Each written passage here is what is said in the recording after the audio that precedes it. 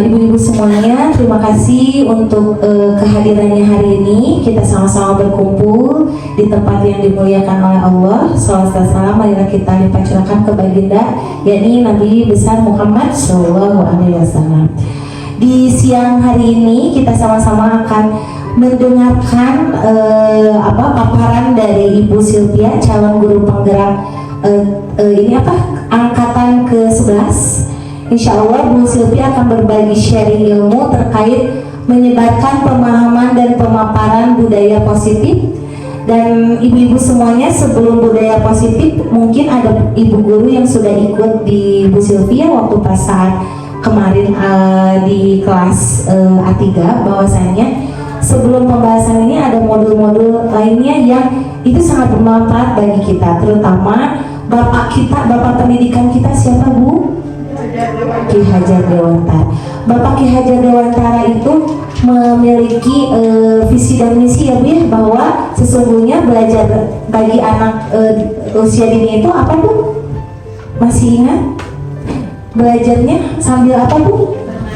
Iya, belajar sambil bermain seraya belajar ya. Jadi tadi yang disampaikan bahwasanya kita harus mengenal dulu nih siapa peserta didik kita itu, dan mudah-mudahan kita di Darul Hikam ini kita sudah mengetahui ilmu tentang cara penanganan kepada anak, bahwasanya setiap anak itu unik ya, atau kita suka Ki Hajar Dewantara menggembor-gemborkan ingkarso sudur mangun karsa ilmadia bangun kaso tuturi handayani ya. Itu jangan dihafal Bu, tapi diregepkan ke orang sadayana ya.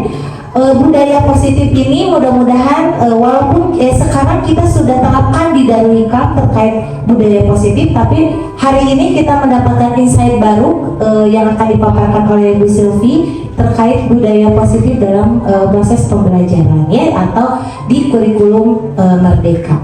Berikan aplaus kepada Ibu Sylvia Nurhalifah saat ini, dan kepada Ibu Sylvia Nurhalifah kami persilahkan waktunya.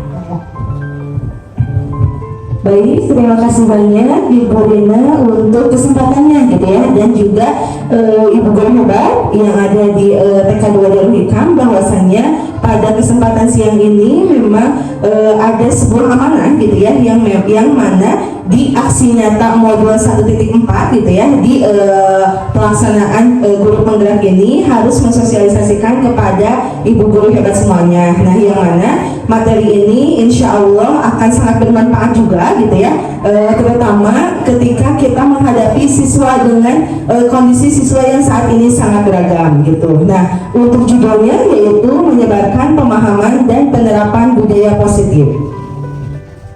Nah, ini ada perkenalan terlebih dahulu gitu ya. Ada saya sendiri sebagai calon guru penggerak angkatan 11. Kemudian biasanya kalau di kegiatan online ditemani oleh ada Ibu Dita Kristina Putri gitu, sebagai fasilitator yang merupakan master dari pendidikan anak usia dini gitu. Dan terakhir untuk kegiatan kegiatan offline biasanya ditemani oleh pengajar praktik yaitu Bapak Indra Gunawan SPD.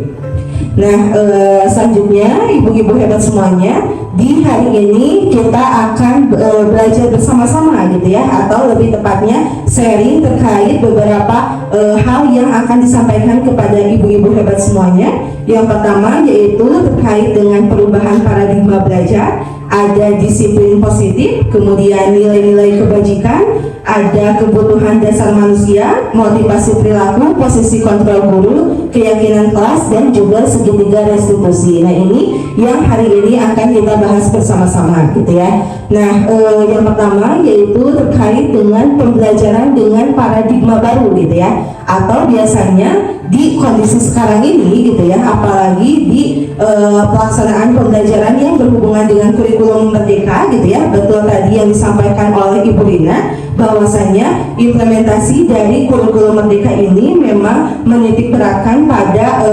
pemahaman proses pembelajaran yang diusung oleh Ki Hajar Dewantara gitu, bahwasannya pembelajaran yang dilaksanakan harus disesuaikan dengan kebutuhan minat gitu ya, terus kebutuhan siswa itu yang memang sangat beragam gitu ya. Kalau misalkan kita di pendidikan anak usia dini, sebetulnya hal ini bukan hal yang baru gitu ya, karena di perkuliahan kita mungkin sudah mengenal gitu bahwasannya pelaksanaan kegiatan pembelajaran harus dilaksanakan sesuai dengan karakteristik anak gitu, karena anak memiliki karakteristik yang berbeda antara satu dan lainnya.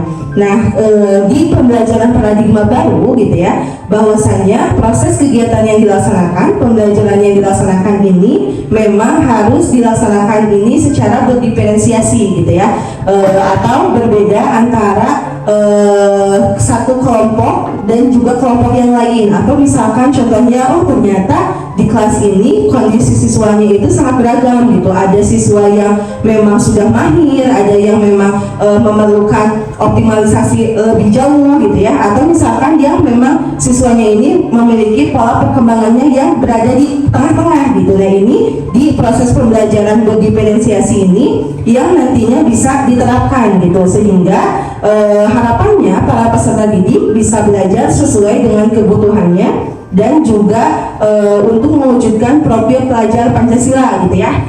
Di kurikulum Merdeka kita di SIMPA juga kita berkenalan juga gitu ya dengan filosofi, dengan profil pelajar Pancasila, di mana ada 6 dimensi. Yang pertama ada beriman dan bertakwa kepada Tuhan Yang Maha Esa, kemudian ada mandiri, bergotong royong, kreatif, bernalar kritis, dan berkebinekaan global.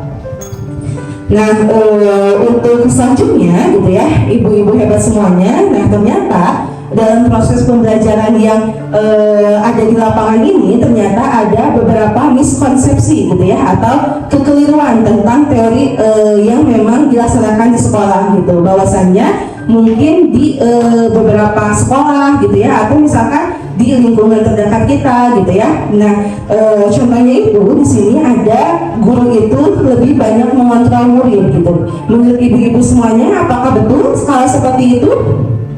Tidak gitu ya, karena seharusnya siswa yang memang kita perlu optimalkan, kita perlu kembangkan gitu ya, bukan proses pembelajaran ini tuh bukan berada pada guru, tetapi harus pembelajaran yang disesuaikan dengan kebutuhan siswa.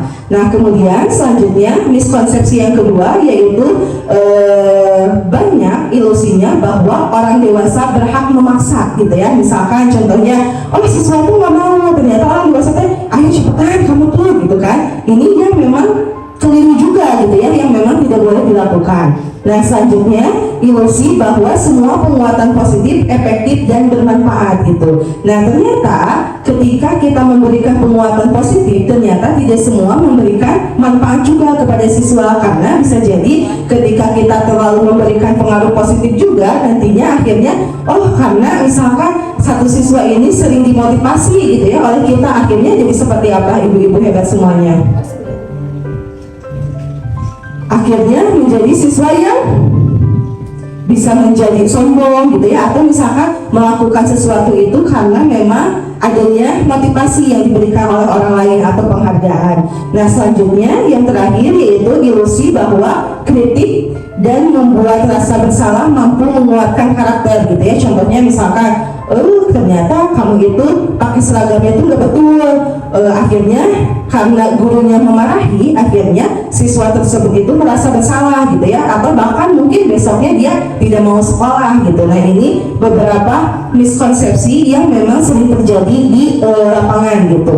Nah, di sini ada sebuah teori gitu ya, bahwasannya kita perlu mengubah paradigma stimulus respon ke pendekatan teori kontrol gitu ya. Atau misalkan sebagai contohnya di sini, oh ternyata di stimulasi respon yang sering kita jumpai ini, bahwasannya kebutuhan kita sama. Ternyata kebutuhan siswa itu memiliki perbedaan dan juga ragam jenisnya gitu ya, yang tidak bisa kita samakan antara satu siswa dengan siswa lainnya. Kemudian semua orang melihat hal yang sama gitu, tapi dalam kenyataannya ternyata kita juga melihat siswa itu tidak semuanya sama gitu ya, tetapi memang antara satu siswa dengan siswa lainnya memiliki beragam perbedaan dan keunikan gitu ya. Jadi beberapa hal yang memang dari stimulasi respon yang sudah kita lakukan atau sudah kita kenal yang memang harus kita ubah menjadi teori kontrol gitu ya.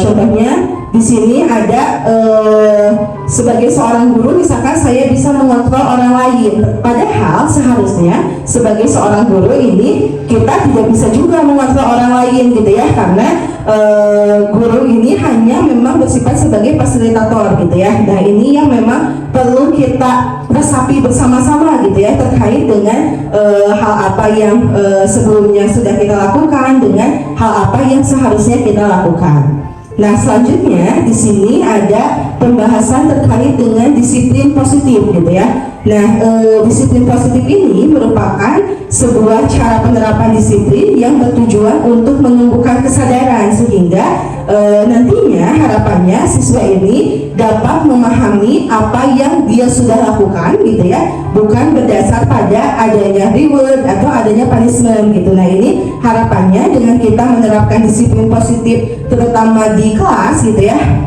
nantinya siswa dapat memahami terkait beberapa hal yang dia lakukan. Oh ketika dia melakukan A berarti nanti dia akan mendapatkan apa gitu ya, atau misalkan contohnya oh ternyata ketika dia misalkan tuh memukul orang lain ternyata memang bukan karena dia ingin melakukannya, tapi pasti ada faktor lain gitu. Jadi di disiplin positif ini yang memang kita harus kuatkan gitu ya, terkait dengan motivasi intrinsik yang ada pada siswa itu sendiri.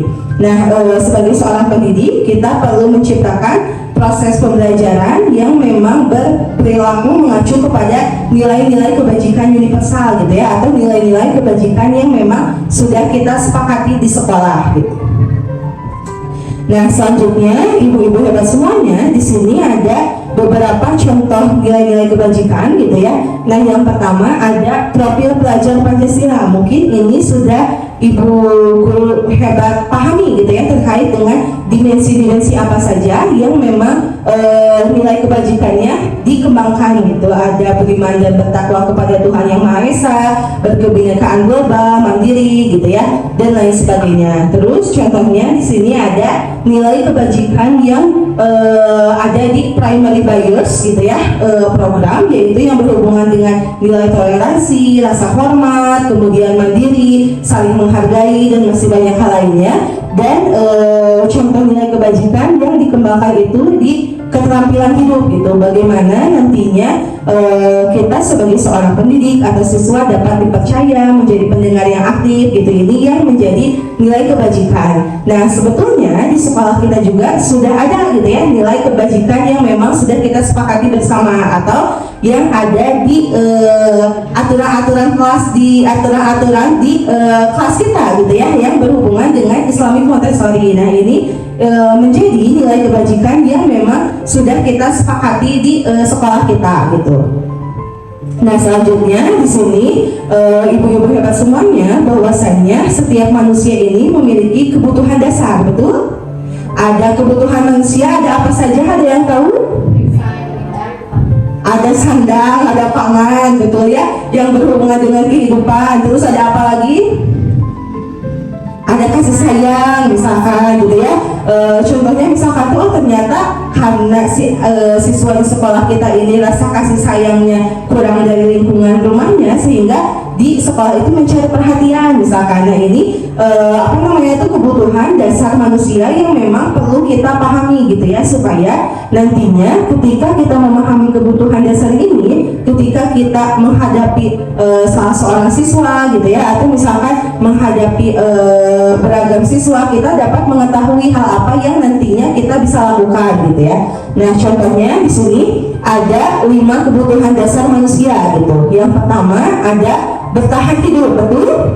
Betul gitu ya, karena jika kebutuhan dasar ini tidak dipenuhi, nantinya mungkin kitanya akan merasa lapar gitu ya, karena bertahan hidup ini berhubungan dengan ada makanan, ada pakaian, ada tempat tinggal, keamanan, kesehatan. Ini yang memang perlu dipenuhi gitu ya. Ketika misalkan di rumah anak-anak mendapatkan hal ini, di sekolah pun juga memang ini perlu kita kembangkan juga gitu. Nah, yang kedua adalah kebutuhan yang diperlukan itu adalah kasih sayang dan rasa diterima gitu ya. Dengan kasih sayang dan rasa diterima ini dipenuhi, nantinya kita akan mendapatkan siswa-siswa yang nantinya bisa percaya diri gitu ya, karena kebutuhan akan kasih sayangnya, rasa diterimanya dipenuhi gitu. Bagaimana siswa bisa dihargai di lingkungannya gitu, di lingkungan rumah, di lingkungan sekolah.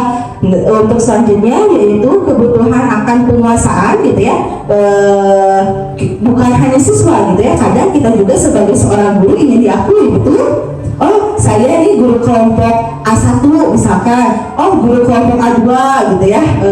Ini yang memang kebutuhan akan penguasaan ini yang memang perlu dilakukan. Terus kebutuhan selanjutnya yaitu kebebasan gitu ya. Dengan adanya kebebasan mandiri misalkan tuh, terus traveling gitu ya, karena kita merasa bebas, bisa mengenal alam dan lain sebagainya. Ini yang perlu dipenuhi juga. Nah, yang terakhir yaitu kebutuhan akan kesenangan, ada bermain, kemudian ada antusiasme, atau misalkan kita bisa bercerita sambil tertawa dengan teman-teman yang lainnya gitu. Ini menjadi kebutuhan dasar manusia juga. Nah, selanjutnya ibu-ibu hebat semuanya ada motivasi perilaku gitu ya, motivasi perilaku manusia yang memang senantiasa kita sering jumpai gitu. Nah, untuk yang pertama yaitu kenapa seseorang melakukan sesuatu gitu ya. Yang pertama mungkin misalkan contohnya, oh ternyata di sekolah itu Alea memahami aturan gitu ya di sekolah gitu. Dan ternyata Alea itu melakukannya itu terdiri dari beberapa motivasi yang memang bisa terjadi gitu ya. Yang pertama misalkan karena menghindari ketidaknyamanan atau hukuman gitu ya. Misalkan, oh aku pengen pakai sepatu hitam supaya aku tidak dihukum gitu di sekolah gitu contohnya. Atau misalkan untuk mendapatkan imbalan atau penghargaan dari orang lain gitu. Oh ketika misalkan menggunakan seragam yang lengkap, nanti ibu guru akan memberikan aku reward gitu. Nah selanjutnya yaitu untuk menjadi orang yang mereka inginkan dan menghargai diri sendiri dengan nilai-nilai yang dipercaya gitu ya. Nah, dari yang motivasi perilaku ke-1, ke-2 dan juga ketiga yang memang harus kita kembangkan kepada peserta didik kita ini bukan motivasi yang ke-1 atau ke-2 gitu ya, tapi motivasi yang ketiga agar nantinya siswa dapat memahami nilai-nilai yang dipercaya gitu. Oh, ketika saya menggunakan seragam lengkap ini nantinya saya bisa terlihat rapi gitu ya oleh orang lain, terus orang lain senang kepada saya dan lain sebagainya. Ini yang perlu kita kembangkan. Nah, di sini ada beberapa contoh gitu ya. Yang pertama ada hukuman gitu. Nah, untuk hukuman ini contohnya ini misalkan tidak terencana atau biasanya dilaksanakan tiba-tiba gitu ya. Misalkan contohnya, oh ada siswa yang datang ke sekolah nih, karena kamu datang terlambat, kamu harus lari mengelilingi sekolah misalkan tuh. Itu kan datangnya itu tiba-tiba dan tidak spontan gitu ya datangnya. Nah, kemudian murid menjadi tidak tahu apa-apa gitu ya, karena dia tidak ada kesepakatan yang sebelumnya memang kita kenalkan antara guru dan juga siswa. Kemudian bersifatnya satu arah gitu ya, karena itu hanya keinginan oleh salah satu individu yang memang menghukum gitu. Nah, selanjutnya biasanya untuk hukuman ini bisa berupa hukuman fisik atau juga psikis gitu ya. Misalkan, oh ternyata harus berdiri di depan teman-temannya kalau misalkan zaman dulu gitu ya. Ini bisa menyebabkan hukuman fisik iya, kemudian psikisnya yang dia malu dengan teman-teman lainnya. Nah, yang kedua adalah konsekuensi gitu ya, atau terencana atau biasanya disepakati. Ketika misalkan contohnya, oh ketika saya melanggar aturan, nanti ibu guru akan memberikan hukuman kepada saya gitu ya, kalau konsekuensi gitu. Jadi ketika dia melakukan sesuatu ada konsekuensi yang nantinya akan berkesinambungan. Selanjutnya di sini guru selalu memonitor murid gitu ya, terkait dengan konsekuensi. Nah, yang terakhir ada teori yang berhubungan dengan restitusi. Kalau restitusi ini yaitu proses untuk menciptakan kondisi bagi murid agar nantinya murid dapat memahami kesalahan yang sudah dilakukan, sehingga harapannya nanti ketika restitusi dilaksanakan, harapannya murid itu dapat tadi gitu ya, memahami akan kesalahan yang dia lakukan, sehingga pada akhirnya setelahnya nanti dia akan menjadi pribadi yang lebih baik lagi, yang tidak melakukan kesalahan yang sebelumnya dilakukan. Nah, sebagai contohnya di sini ada 5 posisi kontrol guru gitu ya. Nah, nanti kita akan evaluasi bersama-sama kalau ibu guru di sini termasuk ke posisi kontrol gurunya seperti apa gitu ya. Apakah misalkan sebagai penghukum, ada pembuat merasa bersalah, sebagai teman, sebagai pemantau, atau sebagai manajer gitu ya. Nah, kita lihat di sini ada contoh penerapan kasusnya. Untuk contohnya yaitu siswa tidak memakai atribut lengkap saat ke sekolah gitu ya. Nah, sebagai guru yang posisinya memiliki posisi sebagai penghukum, bisa jadi guru ini akan memberikan hukuman kepada siswa gitu ya. Contohnya hormat pada bendera 1 jam gitu. Nah, selanjutnya kalau misalkan guru ini sebagai pembuat merasa bersalah, nanti guru akan akan memberikan perintah atau misalkan memberikan kesan kepada siswa ini bahwa siswa ini yang memang salah gitu. Jadi contohnya ini ibu gurunya yang menyampaikan kepada siswa gitu ya, ketika kesiangan terus sebagai guru pembuat merasa bersalah, dia menyampaikan, sudah berapa kali ibu memberitahu kamu gitu, kamu selalu mengecewakan ibu. Jadi siswanya yang merasa bersalah dengan apa yang sudah dia lakukan. Nah, itu untuk selanjutnya ada posisi sebagai teman gitu ya, guru kepada siswa gitu. Ketika tadi siswa memakai atribut tidak lengkap ke sekolah, sebagai guru yang posisinya sebagai teman, bisa jadi nanti gurunya yang menyampaikan, ayo dong ikuti aturan sekolah gitu ya, kata gurunya, bantu ibu ya sekali ini aja. Ya sudah, tidak apa-apa, lain kali jangan sampai berbuat seperti ini lagi ya. Nah, ini sebagai seorang teman gitu ya. Terus ada sebagai seorang pemantau gitu ya gurunya. Kalau sudah melanggar peraturan sekolah, kamu tahu konsekuensinya seperti apa? Misalkan nanti beli atribut ke koperasi dan jangan diulang lagi ya. Tapi gurunya tidak melihat juga nantinya siswanya ini apakah nantinya dia membeli atribut atau tidak gitu. Jadi hanya sebatas memantau siswanya saja gitu. Jadi kalaupun dia benar tidak dikasih tahu, kalaupun dia salah tidak diberitahu juga gitu. Nah, yang terakhir yaitu sebagai manajer gitu ya. Ini mohon maaf ada kesalahan. Kalau sebagai seorang manajer, peran guru ini yang dilakukannya itu bisa menanyakan kepada siswanya gitu ya. Contohnya tadi tidak memakai atribut lengkap saat ke sekolah. Apakah kamu tahu kesalahanmu apa gitu ya? Bisa kita tanyakan kepada siswa kita gitu ya. Kira-kira bagaimana cara memperbaiki kesalahan supaya besok atribut yang kita gunakan ke sekolah ini menjadi lengkap gitu. Nah, supaya nantinya memang siswa ini bisa memahami kesalahannya sendiri agar nantinya tidak terulang kembali gitu ya.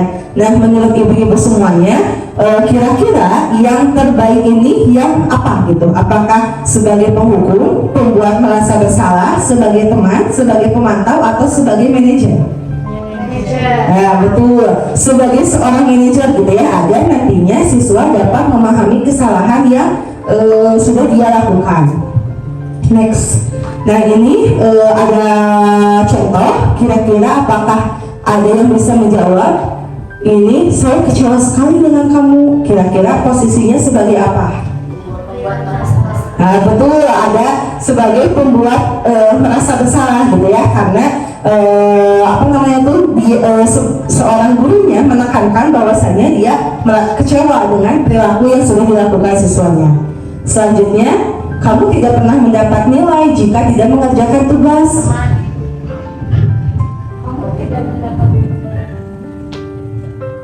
Kira-kira masuk ke mana?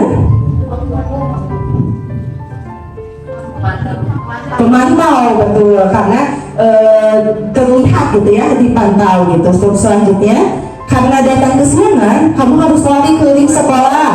Apa penghukum, betul. Terus selanjutnya, ayo ikuti aturan yang sudah ibu buat ya, besok jangan diulangi lagi sebagai teman gitu ya. Betul, ternyata hebat-hebat sekali ya ternyata ibu guru yang ada di sekolah kita. Nah selanjutnya, kenapa memukul teman? Apakah itu perbuatan baik? Bagaimana perilaku seharusnya? Ini adalah sebagai posisi kontrol guru sebagai seorang manajer gitu ya. Harapannya nanti siswa dapat memahami apa yang sudah dia lakukan supaya tidak melakukannya kembali. Nah selanjutnya di sini kita akan mengenalkan terkait dengan keyakinan kelas gitu ya. Nah keyakinan kelas yang ada di sekolah gitu ya ternyata berbeda dengan sebuah peraturan gitu. Nah keyakinan kelas ini yaitu sifatnya ini abstrak gitu ya. Terus berupa pernyataan universal dibuat dalam pernyataan positif. Ini yang memang sudah kita dari tahun berapa ya Bu Lina berarti terkait dengan keyakinan kelas yang sudah kita implementasikan gitu ya. 2 atau 3 tahun gitu ya, yang sebelumnya mungkin kita implementasikan tapi tidak memahami teorinya gitu ya, tapi kita sebetulnya sudah ada dalam rules ini gitu. Bagaimana keyakinan kelas yang sudah kita buat ini semuanya ini dalam hal yang positif gitu ya yang kita kembangkan. Nah next. Selanjutnya di sini yang akan dikenalkan itu adalah segitiga restitusi gitu ya. Segitiga restitusi ini adalah suatu proses dialog gitu yang dijalankan agar nantinya siswa gitu ya dapat memahami kesalahan yang sudah dia lakukan dan nantinya tidak mengulanginya kembali gitu. Nah yang pertama yaitu ada tahapannya itu menstabilkan identitas gitu ya. Yang kedua ada validasi tindakan yang salah, dan yang ketiga adalah menanyakan keyakinan gitu. Nah selanjutnya untuk tahapan menstabilkan identitas, misalkan ternyata di salah satu kelas misalkan ada perilaku anak yang membawa makanan punya temannya misalkan gitu ya. Nah cara menstabilkan identitas ini yang memang perlu kita kenalkan gitu ya kepada siswa ini, yaitu berdasarkan prinsip membuat kesalahan ini adalah bagian dari proses pembelajaran gitu ya. Jadi sebetulnya tidak apa-apa siswa melakukan kesalahan gitu ya, apalagi siswa kita yang kita hadapi ini kan siswa anak usia dini gitu ya, yang mereka belum memahami secara utuh terkait dengan kehidupan yang sesungguhnya gitu ya. Bagaimana mereka bertindak, bagaimana mereka berperilaku gitu, mereka belum paham gitu ketika melakukan A, apakah ini tuh baik atau tidak gitu. Nah tugas sebagai seorang guru yaitu apa coba? Memberikan pemahaman gitu ya kepada siswa agar siswa dapat melaksanakan kegiatannya, memahami aturan yang ada di lingkungan sekitarnya. Tugas guru adalah itu gitu, untuk memberikan pemahaman kepada siswa. Jadi ketika misalkan kita menemukan siswa yang contohnya tadi gitu ya, misalkan mengambil makanan teman, bukan berarti sebagai seorang guru kita menjadi sebagai seorang guru yang sifatnya penghukum gitu ya, seperti tadi kamu mah minta wae misalkan gitu kan, ya udah nanti mah kamu gak usah dikasih makanan aja gitu misalkan, itu kan sebagai penghukum gitu ya. Ini adalah perilaku yang keliru gitu, bahwasanya ini tidak baik karena nantinya akan psikis siswa juga nantinya akan terganggu juga gitu ya ketika guru melakukan hal itu. Nah ketika siswa melakukan kesalahan sebagai seorang guru yang kita bisa analisis juga gitu ya, misalkan kita panggil nih salah satu siswanya ini gitu ya. Contohnya ini misalkan tadi ada yang mengambil makanan teman, kita panggil nih, terus kita ajak bercerita gitu. Terus biasanya kadang ada siswa yang merasa takut gitu ya, atau misalkan dia tidak mau cerita, tapi gurunya nanti mungkin kita yang bisa ajak diskusi lebih dulu juga kepada siswanya, bahwasannya sebetulnya ketika kita berbuat salah tidak apa-apa kok gitu. Ini yang memang kita bisa tekankan kepada siswa agar nantinya siswa bisa menyampaikan juga gitu ya kenapa dia melakukan kesalahan gitu ya, atau melakukan sesuatu yang keliru dan tidak sesuai dengan kesepakatan yang sudah kita lakukan. Nah, bisa disampaikan berbuat salah itu wajar kok gitu ya kepada siswa. Terus tidak ada manusia yang sempurna, ibu juga pernah melakukan itu gitu. Jadi kita bisa mulai diskusi dari kita berada di kondisi itu juga gitu, supaya nantinya siswa bisa diajak bercerita, terus siswa dapat memahami juga gitu ya apa yang sudah dia lakukan. Nah, tahapan yang kedua yaitu yang berhubungan dengan validasi tindakan yang salah gitu ya. Contohnya misalkan tadi mengambil makanan punya temannya gitu ya. Nah, ini yaitu kita bisa melihat juga gitu ya bahwasannya kita lihat nih ternyata siswa ini ada kebutuhan dasarnya yang memang tidak terpenuhi. Kira-kira apa coba? Kebutuhan dasar tadi ada 5 kebutuhan dasar manusia. Kalau tidak diberi makanan, yang ke-1 yang berhubungan dengan makanan bertahan hidup. Nah, berarti posisi bertahan hidupnya yang memang tidak terpenuhi di siswa ini tuh. Nah, kita bisa validasi kepada siswa tersebut gitu ya. Oh, ternyata kenapa ya misalkan namanya Budi mengambil makanan punya temannya gitu ya. Nah, ternyata ketika kita, karena siswa ini sebetulnya melakukan kesalahan ini bukan karena dia ingin melakukannya gitu ya, tapi karena ada sesuatu hal yang memang mungkin dia tidak penuhi. Contohnya misalkan, oh ternyata karena siswa ini tidak dibekalkan makanan oleh orang tuanya gitu ya, atau misalkan oh ternyata dia membawa makanannya itu hanya 1 dan masih lapar gitu. Ini yang memang kita bisa gali juga gitu terkait dengan validasi tindakan yang salah gitu ya. Atau misalkan contohnya, kenapa kamu memukul teman? Bukan berarti dia tidak suka kepada temannya gitu ya. Bisa jadi misalkan oh ternyata karena temannya yang mulai duluan gitu ya, sehingga dia menjaga dirinya gitu agar tidak tersakiti oleh temannya. Pasti ada beberapa alasan yang memang ini perlu kita pahami dan juga kita perlu kuatkan juga gitu ya terkait dengan validasi tindakan yang salah. Nah, untuk yang terakhir yaitu yang berhubungan dengan menanyakan keyakinan gitu ya. Bahwasannya misalkan contohnya tadi yang pertama kita sudah menstabilkan identitas gitu ya, bahwasannya tidak apa-apa kok kalau kita melakukan kesalahan gitu ya. Yang kedua, terus kita bisa validasi gitu kepada siswa, kenapa kamu melakukan itu. Nah, yang di tahapan yang terakhir ini, di tahapan restitusi, yaitu menanyakan keyakinan kelasnya gitu ya, atau menanyakan keyakinan yang berhubungan dengan diri sendiri. Misalkan sebagai contohnya, kenapa ya tadi kamu mengambil makanan teman, kira-kira menurut kamu perilaku ini baik atau tidak gitu. Jadi kita bisa kembalikan lagi kepada siswa gitu alasan-alasan yang yang dia sampaikan gitu ketika melakukan suatu hal yang dia lakukan gitu. Menurut kamu, terus menurut kamu perbuatan ini baik atau tidak ya?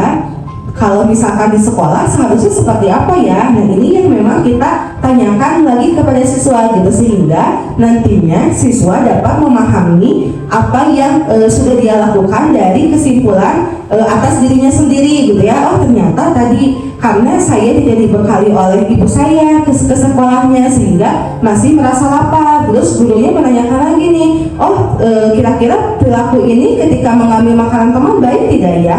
Oh tidak baik, misalkan si anaknya ini. Berarti kalau misalkan seperti itu, apa yang harus kamu lakukan gitu ya?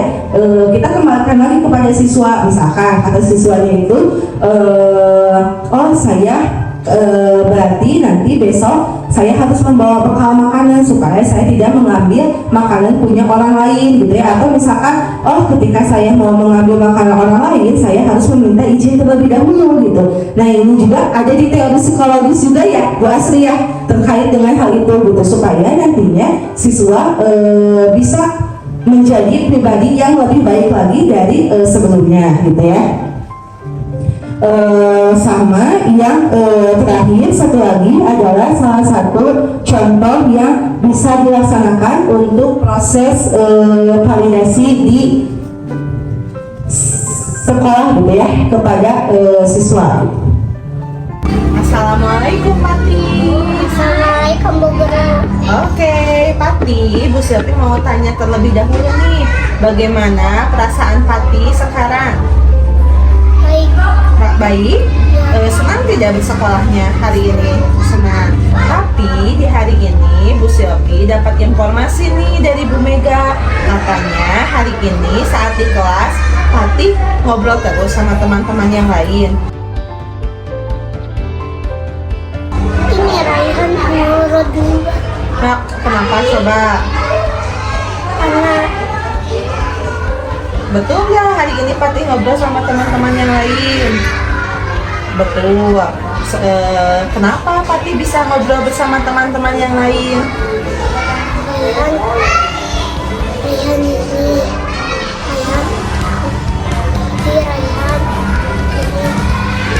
ajak kampung. Oh, karena hari ini Raihannya mengajak ngobrol Pati. Oke, hari ini Bu Silvi senang hari ini Pati telah jujur ya. Ketika kita berbuat salah tidak apa-apa. Tapi Bu Silvi mau tanya terlebih dahulu nih sama Pati. Sebelumnya kita di kelas sudah memiliki ada aturan tata tertib atau keyakinan kelas. Yang pertama, Pati masih ingat gak tata tertib atau keyakinan di kelas kita apa? Ingat Apa coba? jangan lari-lari. Yang pertama, jangan lari-lari. Terus, Kedua jangan mengobrol. yang kedua, jangan mengobrol. Betul. Atau ketika ada orang yang sedang berbicara harus ngapain? Harus ngapain? Ketika ada orang yang sedang berbicara Harus diam. harus diam atau mendengarkan orang yang sedang berbicara. Kira-kira menurut Pati, perilaku Pati yang tadi mengobrol bersama Raihan betul tidak? Tidak betul. Harusnya seperti apa dong kalau begitu? Harus seperti setan. Harusnya harus seperti apa? Kan tadi kata Pati tidak boleh tidak boleh berbicara ketika ada orang yang sedang menyampaikan. Berarti harusnya seperti apa ya? Seperti Harusnya gimana ketika ada orang yang sedang berbicara? diam. Harusnya diam, betul. Berarti kalau misalkan hari ini Pati sudah hebat belum? Apa? Sudah hebat belum? Belum. Kenapa belum hebat? Coba kenapa belum hebat? Karena ngobrol aja. Karena mengobrol aja. Kalau misalkan kita ngobrol aja, apa yang akan terjadi? Coba. Mulutnya Apa yang akan terjadi? hilang. Bukan, mulutnya tetap ada. Tapi kalau misalkan hatinya ngobrol aja bersama teman-teman yang lain, bisa menjadi apa? Coba informasinya menjadi tahu tidak? Tidak. Tidak tahu, betul. Berarti yang harus Pati lakukan apa dong? Diam. Berarti ketika ada yang sedang berbicara harus Diam. diam atau Dengarkan. mendengarkan. Bisa seperti itu. Bisa. Nah, lain kali Pati mau mengulang lagi tidak hal yang seperti hari ini? Tidak. Berarti di lain kesempatan atau di besok hari Pati saat berkegiatannya mau ngapain? Diam. Mau apa? Mau mendengarkan. Hebat sekali hari ini. Jadi Pati besok melaksanakan kegiatannya harus lebih hebat lagi seperti yang Pati sampaikan untuk mendengarkan siapa? Semuanya. Mendengarkan semuanya atau orang yang sedang berbicara. Oke, terima kasih banyak. Hari ini Pati sudah hebat bercerita bersama Ibu Guru ya. Oke, tos dulu dong. Nah, jadi ibu-ibu hebat semuanya, hal tadi bisa kita lakukan juga gitu ya di usia kita mengajar, yaitu di TK gitu ya, supaya nantinya ketika kita melaksanakan tahapan restitusi, siswa tersebut dapat menjadi pribadi yang lebih baik lagi. Nah, itu saja yang dapat disampaikan hari ini. Terima kasih banyak kepada ibu-ibu semuanya yang sudah meluangkan waktunya gitu ya untuk kita bisa sharing di hari yang sangat cerah ini. Semoga materi yang disampaikan dapat memberikan manfaat kepada ibu-ibu hebat semuanya dan juga kepada sekolah kita gitu ya. Itu saja yang dapat disampaikan. Wabillahi taufiq wal hidayah. Wassalamualaikum warahmatullahi wabarakatuh.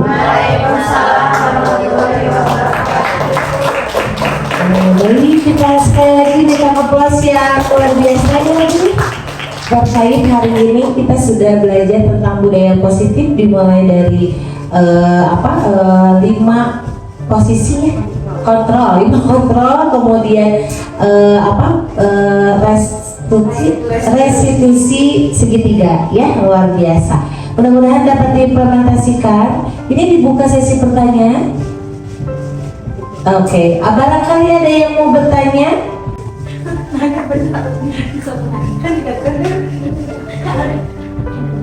Ya, baik, terima kasih Ibu Rina atas kesempatannya. Sebelumnya terima kasih banyak Bu Silvi, materinya begitu luar biasa ya, dan tentunya itu benar-benar menjadi hal yang harus saya insafi gitu ya sebagai guru TK.